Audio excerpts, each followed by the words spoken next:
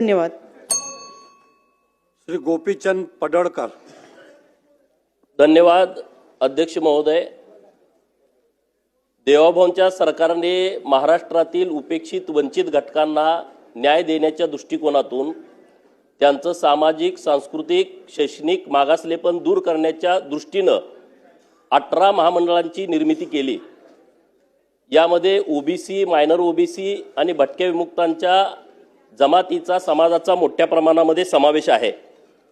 परंतु गोपाळ नावाचा जो समाज आहे, जो अत्यंत मागासलेला आहे आणि जवळपास 15 लाख लोकसंख्या महाराष्ट्रामध्ये गोपाळ समाजाची आहे। पशुपालक हा मुख्य व्यवसाय या समाजाचा आहे आणि म्हणून राज्य सरकारच्या निदर्शनास ही बाब आपल्या माध्यमातून आणायची आहे।